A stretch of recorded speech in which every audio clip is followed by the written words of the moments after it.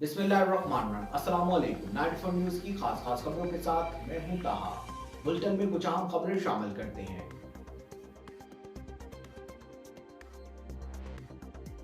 फालिया में मोटरसाइकिल आगे निकालने पर 7 मुलजिमान ने तालिब इल्म को डंडों से पीट डाला। वाक़े की वीडियो मंजर आम पर आ गई। मिर्जा कैसर फारूक की तफसीलात के मुताबिक फालिया में तालिब इल्म पर तशद्दुद का वाक़या पेश आया। पुलिस का कहना है कि 16 साल तालिब इल्म कॉलेज से छुट्टी के बाद मोटरसाइकिल पर घर जा रहा था, जिसे रास्ते में 7 मुलजिमान ने रोका और डंडों से तशद्दुद किया।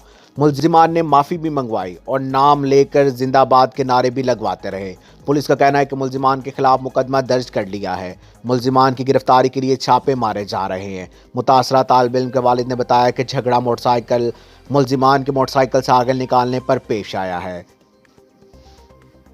मिर्जा कैसर फारूक, 94 न्यूज़, फालिया। अब तक के लिए सिर्फ इतना ही। मजीद खबरों और अपडेट के लिए हमारी वेबसाइट विजिट कीजिए www.94news.us।